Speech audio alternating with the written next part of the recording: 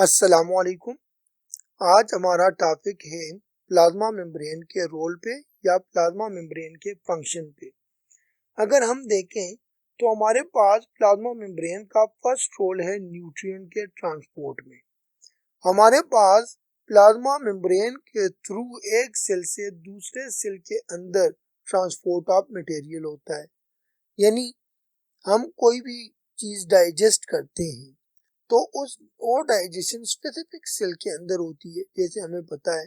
फिर वो blood stream के अंदर जाएगा मटेरियल, और ब्लड स्ट्रीम से वो डिफरेंट सेल के अंदर जाएगा, ट्रांसपोर्ट होगा किसके थ्रू? प्लाज्मा मेम्ब्रेन के थ्रू।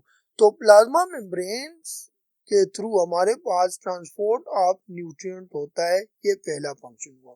दूसरा फंक्शन हमारे पास है एक्सक्रीट वेस्ट मटेरियल, यानी अगर एक सेल है, उस सेल के अंदर हमारे पास मसलन रिस्पिरेशन का प्रोसेस हुआ। अब उस रिस्पिरेशन के प्रोसेस के दौरान हमारे पास ब्रेक डाउन ऑफ मटेरियल होगी। उस ब्रेक डाउन ऑफ मटेरियल के अंदर हमें पता है कि डिफरेंट वेस्ट मटेरियल जनरेट हो जाएंगे, जैसे यूरिया है, यूरिक एसिड है और मटेरियल है। उन सारे मटेरियल ने या तो बाहर जाना है बॉडी के। अब अगर बाहर जाना है तो वो भी स्पेसिफिक ऑर्गन के थ्रू जाएगा। तो पहले वो मटेरियल प्लाज्मा मेम्ब्रेन के थ्रू उस सेल से बाहर आएगा एक्स्ट्रासेल्युलर फ्लूइड में, और फिर उधर से वो उस स्पेसिफिक सेल या ऑर्गन में दाखिल होगा, जहां से उसने या तो लो टॉक्सिक मटेरियल में कन्वर्ट होना है, या हमारे पास लो टॉक्सिक मटेरियल में कन्वर्ट होके बाहर चला जाना है। तो हमारे पास एक्सक्रीशन ऑफ वेस्ट मटेरियल भी प्लाज्मा मेम्ब्रेन के थ्रू ही होता है। तीसरी चीज हमारे पास है सिक्रीट यूजफुल सब्सटेंसेस के प्लाज्मा मेम्ब्रेन के थ्रू हमारे पास यूजफुल सब्सटेंसेस सिक्रीट हो जाते हैं। देखिए, वेस्ट मटेरियल के लिए हम एक्सक्रीट का लफ्ज यूज करते हैं और यूजफुल के लिए सिक्रीट का, तो इन टर्मिनोलॉजी को भी याद रखिए। अच्छा, मसलन हमारे पास हार्मोन है, वो हार्मोन तैयार हुआ एड्रीनल कॉर्टेक्स में, तो अब उस हार्मोन ने हमारे पास प्लाज्मा मेम्ब्रेन के थ्रू ब्लड में आ जाना है। तो क्या है, यूजफुल सब्सटेंसेस हमारे पास सेल से किसके थ्रू? प्लाज्मा मेम्ब्रेन के थ्रू बाहर आ रही है। नंबर 4 अगर हम देखें तो जनरेट आयोनिक ग्रेडियंट, यानी हमारे पास सोडियम पोटेशियम का हमने पढ़ा था कि पंप होता है, तो एक आयोनिक ग्रेडियंट प्रोड्यूस होता है, जैसे हमारे नर्व सेल के अंदर है, मसल सेल के अंदर है, तो वो हमारे पास प्लाज्मा मेम्ब्रेन के थ्रू ही जनरेट होगा।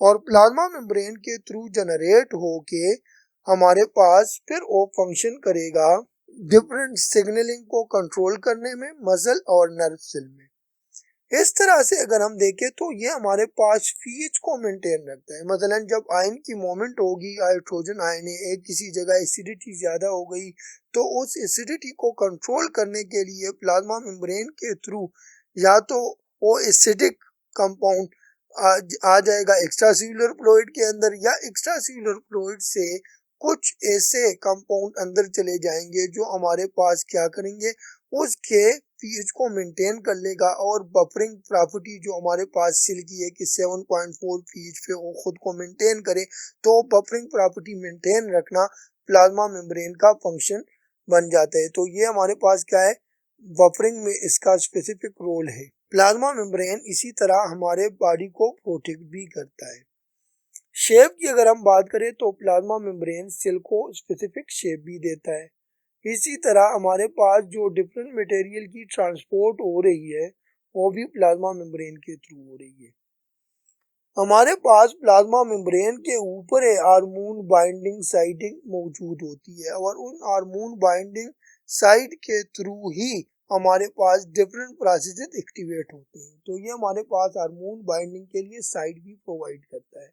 इसी तरह प्लाज्मा मेम्ब्रेन हमारे पास एंटीजन को रिकॉग्नाइज करता है, और एंटीजन को रिकॉग्नाइज करके हमारे डिफेंस सिस्टम को एक्टिवेट कर लेता है, यानी डब्ल्यूबीसी को, और हमारे पास जो दूसरे न्यूट्रोफिल है, मैक्रोफेजेस है, उसको एक्टिवेट करता है। इसी तरह से हमारे पास एक सेल से दूसरे सेल के थ्रू जो कम्युनिकेशन होती है वो भी प्लाज्मा मेम्ब्रेन के थ्रू होती है, यानी एक सेल से कम्युनिकेटिंग मटेरियल मसलन हार्मोन है वो ट्रांसफर होगा और दूसरे सेल में चला जाएगा, तो ये भी प्लाज्मा मेम्ब्रेन के थ्रू ही होता है। इसी तरह हमारे पास पिनोसाइटोसिस और फेगोसाइटोसिस की जो एक्टिविटी है वो भी हमारे पास प्लाज्मा मेम्ब्रेन के थ्रू ही होती है। यानी किसी चीज को ड्रिंक करना या किसी चीज को ईट करना, ये दोनों प्रोसेसेस हमारे पास प्लाज्मा मेम्ब्रेन के थ्रू ही होती हैं। तो ये हमने मुख्तसर तरीके से प्लाज्मा मेम्ब्रेन को फंक्शन को समझने की कोशिश की कि हमारे पास प्लाज्मा मेम्ब्रेन के क्या क्या फंक्शन हो सकते हैं। अगर आप चैनल पे नए हैं तो काइंडली चैनल को सब्सक्राइब कीजिएगा।